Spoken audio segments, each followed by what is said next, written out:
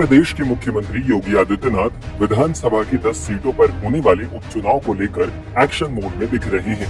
वो ताबड़तोड़ बैठकें कर रहे हैं। 2024 लोकसभा चुनाव में मिले बड़े झटके के बाद योगी अब आने वाले चुनाव के लिए कोई कोर कसर नहीं छोड़ना चाहते हैं। विधानसभा उपचुनाव को लेकर पार्टी के साथ साथ सरकार भी गंभीर नजर आ रही है, क्योंकि ये योगी सरकार की साख की बात है और इसी वजह से सीएम योगी पूरी जिम्मेदारी खुद संभाल रहे हैं।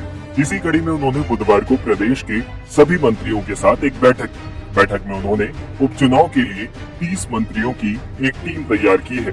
हालांकि इस टीम में प्रदेश के दोनों डिप्टी सीएम का नाम नहीं है। बता दें कि इन दिनों यूपी सरकार में घमासान की खबरें चल रही हैं। कहा जा रहा है कि यूपी बीजेपी का एक धड़ा सीएम योगी से नाराज चल रहा है, लेकिन इन कयासों के बीच योगी फुल एक्शन मोड में दिख रहे हैं। सीएम योगी आदित्यनाथ के नेतृत्व में मुख्यमंत्री आवास पर बुधवार को एक बेहद अहम बैठक हुई। इसमें उपचुनाव के प्रत्याशियों को लेकर भी चर्चा हुई है। योगी ने अपने कैबिनेट के मंत्रियों को विधानसभा सीटों की जिम्मेदारी दी है। कहा जा रहा है कि इन मंत्रियों ने अपने फीडबैक में ईमानदार और जिताऊ कैंडिडेट चुनने पर जोर दिया है। बीजेपी को सभी 10 सीटों पर जीत दिलाने के लिए 30 मंत्रियों की एक टीम बनाई गई है। बैठक के बाद राज्य के मंत्री स्वतंत्र देव सिंह ने कहा कि बैठक में विकास परियोजनाओं, बाढ़ की स्थिति और दूसरे मुद्दों पर चर्चा की गई।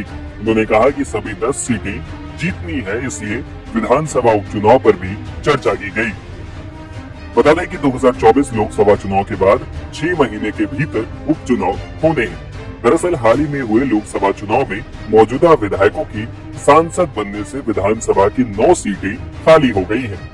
इसके अलावा सपा विधायक इरफान सोलंकी को सजा मिलने के कारण उनकी सीट खाली हुई है। इस तरह करहल, मिल्कीपुर, सीसामऊ, कुंदरकी, गाजियाबाद, फूलपुर, मंझवा, किटहरी, खैर और मीरापुर समेत प्रदेश की कुल 10 विधानसभा सीटों पर उपचुनाव होना है। इसको लेकर बीजेपी और सपा के साथ साथ उनके सहयोगी दलों ने भी अपनी अपनी तैयारी शुरू कर दी है। सीएम योगी आदित्यनाथ ने भी इन 10 सीटों पर जीत के लिए मंत्रियों की टीम बनाई और उन्हें अलग अलग सीटों की जिम्मेदारी सौंपी है।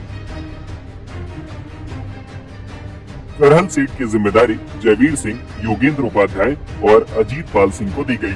मिल्कीपुर में सूर्य प्रताप शाही, मयंकेश्वर शरण सिंह, गिरीश यादव और सतीश शर्मा की ड्यूटी लगी है। कटिहारी विधानसभा सीट की जिम्मेदारी स्वतंत्र देव सिंह, आशीष पटेल, दयाशंकर मिश्र को दी गई है। इसी तरह सीसामऊ सीट की जिम्मेदारी सुरेश खन्ना और नितिन अग्रवाल को दी गई है। फूलपुर विधानसभा सीट की जिम्मेदारी दयाशंकर सिंह और राकेश सचान को दी गई है। मंझवा सीट की जिम्मेदारी अनिल राजभर, आशीष पटेल, रविंद्र जायसवाल और रामकेश निषाद को दी गई है। गाजीपुर सदर विधानसभा सीट की जिम्मेदारी सुनील शर्मा, ब्रजेश सिंह और कपिल देव अग्रवाल को दी गई है। मीरापुर विधानसभा सीट पर अनिल कुमार, सोमेंद्र तोमर और केपीएस मलिक की ड्यूटी लगी है। खैर विधानसभा सीट की जिम्मेदारी लक्ष्मी नारायण चौधरी और संदीप सिंह को दी गई है। इसके अलावा कुंदरकी विधानसभा सीट की जिम्मेदारी धर्मपाल सिंह, जीएस राठौड़, जसवंत सैनी और गुलाब देवी को दी गई है। बता दें कि जिन 10 विधानसभा सीटों पर उपचुनाव होने हैं, उनमें से 5 पर सपा का कब्जा था, 3 बीजेपी के पास थी तो निषाद पार्टी और रालोद के पास एक सीट थी। लोकसभा चुनाव 2024 में जिस तरह बेहतर प्रदर्शन करते हुए सपा ने 80 में से 37 सीटों पर जीत हासिल की है, उससे उपचुनाव में भी उसका दावा मजबूत माना जा रहा है। वहीं उपचुनाव में बीजेपी के लिए राह आसान नहीं मानी जा रही है, क्योंकि लोकसभा चुनाव के नतीजों ने सारे समीकरण बदल कर रख दिए हैं।